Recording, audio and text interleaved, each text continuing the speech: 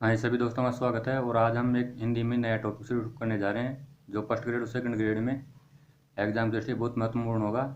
वो है हिंदी साहित्य का इतिहास। तो हिंदी साहित्य के इतिहास में नोट्स कैसे बनाएं और इसका इतिहास क्या है उसके बारे में पढ़ते हैं। तो हिंदी हिंदी शब्द फारसी भाषा का है, यानी हिंदी से स्टार्ट करते हैं। पहला पॉइंट है कि हिंदी शब्द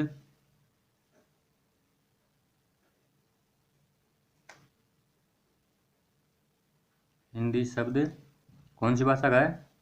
फारसी भाषा का। फारसी भाषा का। फारसी आ जाए या ईरानी आ जाए, दोनों ही सही है।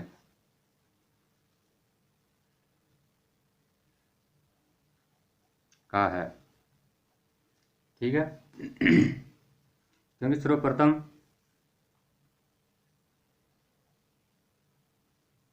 क्योंकि सर्वप्रथम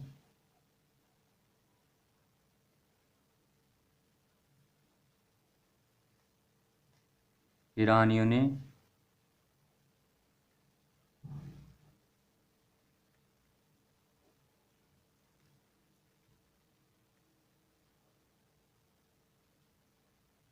सिंधु शब्द को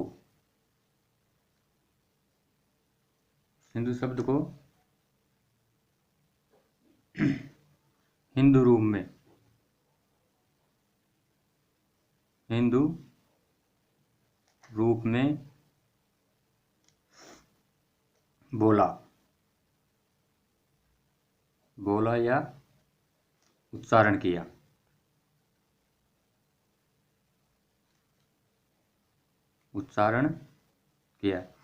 यानी ईरानियों ने जो भारत आए तो जो यहाँ सिंधु नदी थी उसके आधार पर हिंदी को हिंदू रूप में बोला।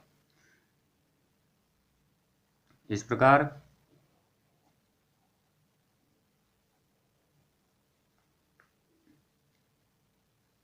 हिंदी शब्द की उत्पत्ति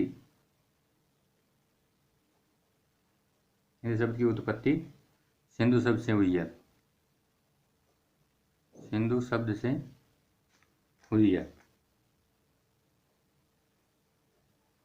ठीक है। ईरानियों ने क्योंकि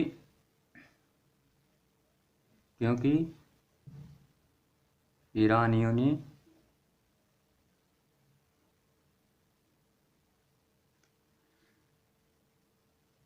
यहाँ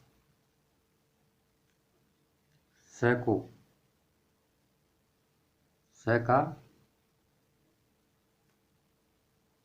है उच्चारण किया है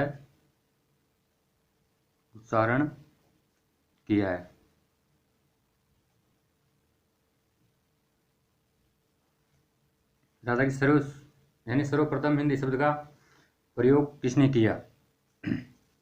तो सर्वप्रथम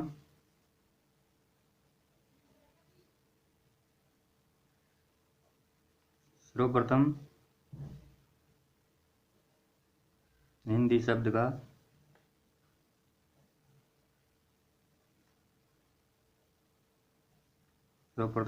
का प्रयोग सफरुद्दीन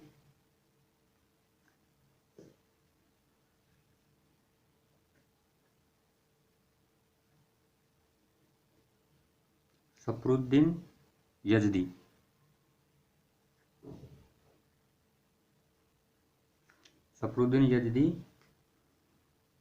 की पुस्तक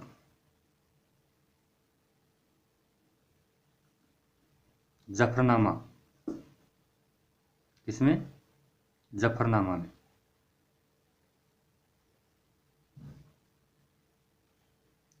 में प्राप्त होता है।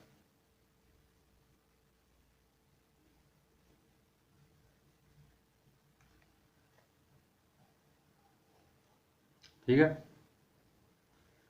खड़ी बोली शब्द का प्रयोग करने वाले हैं, यानी खड़ी बोली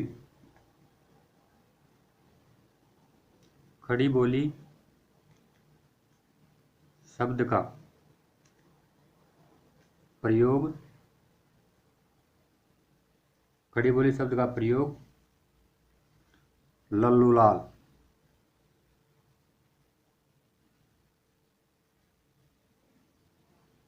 लल्लूलाल ने अपनी रचना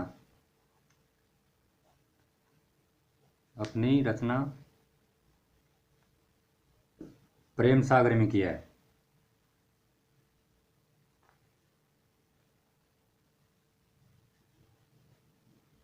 प्रेम सागर में किया है।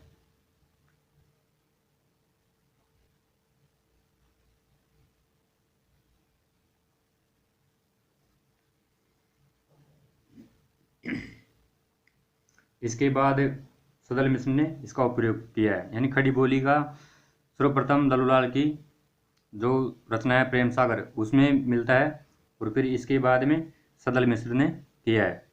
इसके बाद में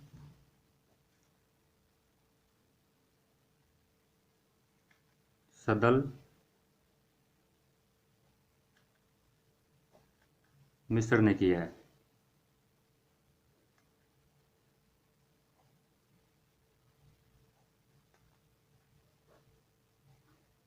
ठीक है।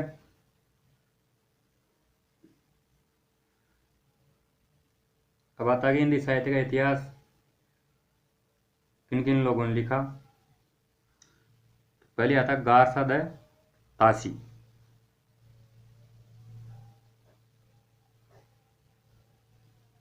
गारसा द तासी।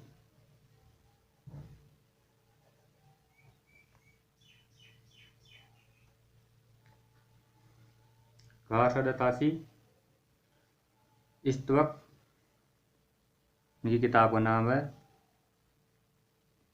स्तवग द ला लिटरेचर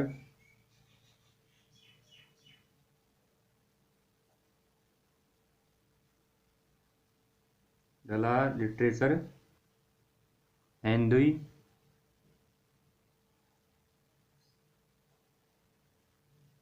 हिंदुस्तान।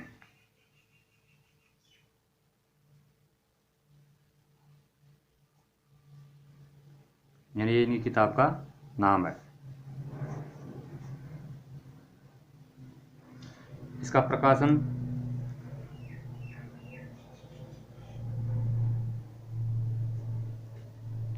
हुआ इसका 1839 में। फिर दूसरा प्रकाशन, पहला प्रकाशन दिए हुआ, दूसरा प्रकाशन दूसरी बार प्रकाशन हुआ इसका 1847 में। 1847 में। इस ग्रंथ का हिंदी अनुवाद इस ग्रंथ का हिंदी अनुवाद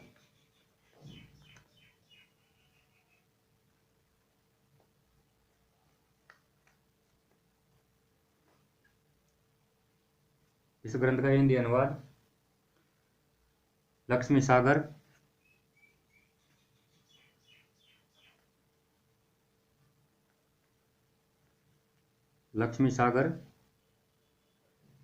वार्ष्णेय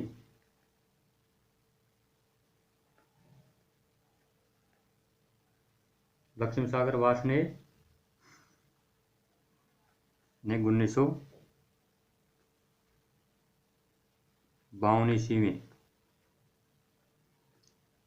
किस नाम से हिंदू साहित्य का इतिहास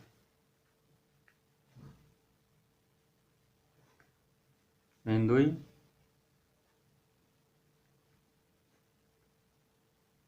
साहित्य का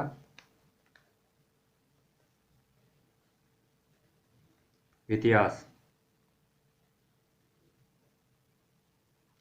नाम से इसका अनुवाद किया।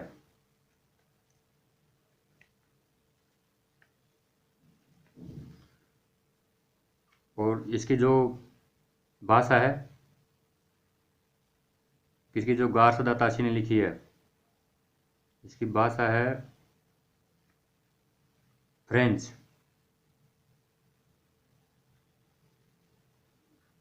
और ये फ्रेंच से हिंदी में अनुवाद किया लक्ष्मी सागर वार्ष्णेय ने।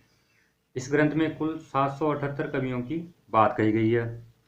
तो गार सदा ताशी ने जो ये पुस्तक लिखी है, इसमें कुल 738 कवियों की बात कही गई है। यानी इस ग्रंथ में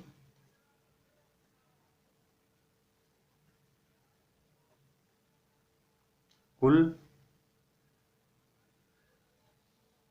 738 कवियों की 738 कवियों की बात कही गई है।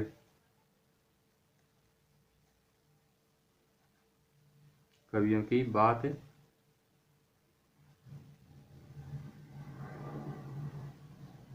कही गई है, लेकिन हिंदी के 72 कवियों को स्थान दे सके ये। यानी हिंदी के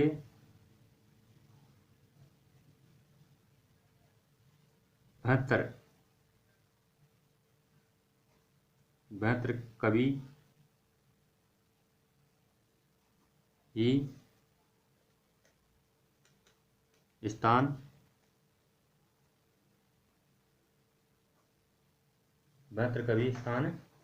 पा सके इसमें। यानी 738 कवि है, तो इनमें जो उर्दू फारसी सारी कवि है, लेकिन जो हिंदी के जो कवि है वो 72 कवि है इसके अंदर।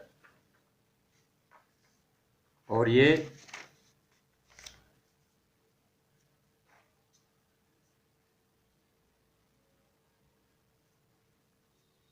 हिंदी कवि अंगद से हेमंत तक गिनाए गए हैं।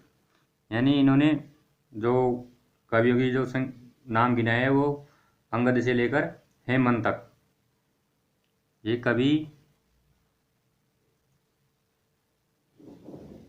अंगद से हेमंत तक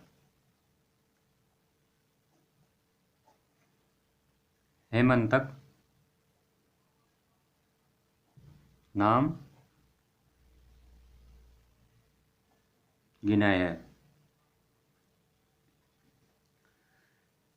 गार सदा ताशी ने अपने इतिहास ग्रंथ में काल विभाजन और नामकरण नहीं किया। गार सदा ताशी ने अपने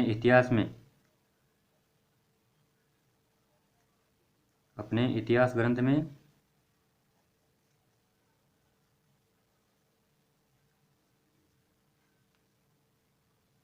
काल विभाजन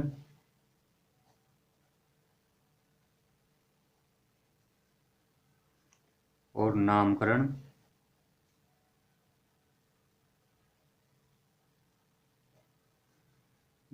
नहीं किया।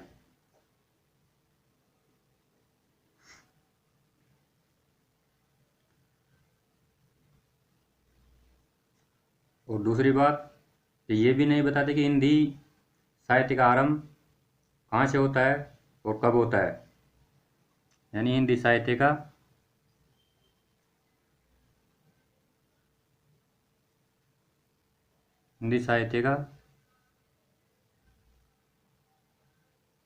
इतिहास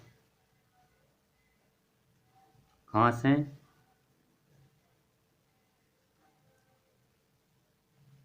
और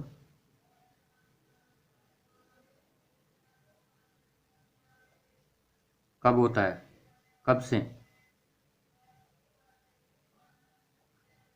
होता है, इसकी चर्चा नहीं की। तो यही इसकी सबसे बड़ी कमजोरी है।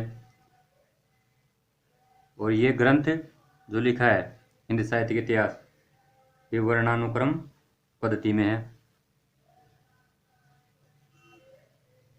ये ग्रंथ किस पद्धति में? वर्णानुक्रम।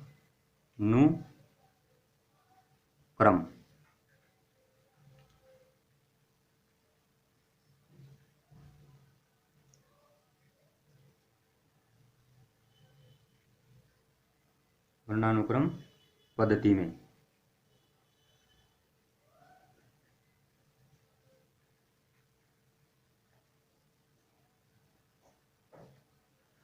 ठीक है। और इस ग्रंथ की जो सबसे बड़ी कमजोरी है, यानी इस ग्रंथ की जो सबसे बड़ी कमजोरी है वो है कि ये भारत में आए ही नहीं। ये तो विदेशी थे, तो ये कभी भारत में आए ही नहीं। ये कभी भारत में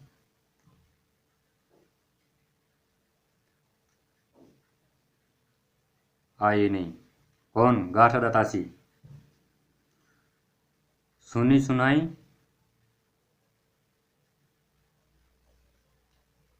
यानी सुनी सुनाई बातों के आधार पर इन्होंने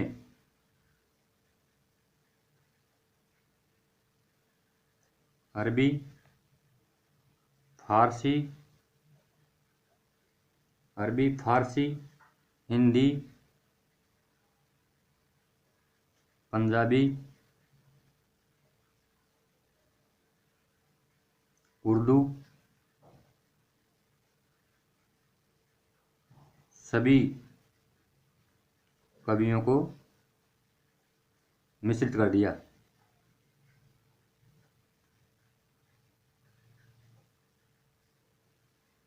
यानी जो 738 कवि है उनमें केवल हिंदी के नहीं है, अरबी, फारसी, हिंदी, पंजाबी, उर्दू सभी है। हिंदी के जो कवि है वो है 72। हिंदी कितने कवि है? 72। और रामचंद्र शुक्ल ने इस ग्रंथ को व्रत संग्रह की संज्ञा दी है। रामचंद्र शुक्ल इस ग्रंथ के बारे में क्या कहते हैं?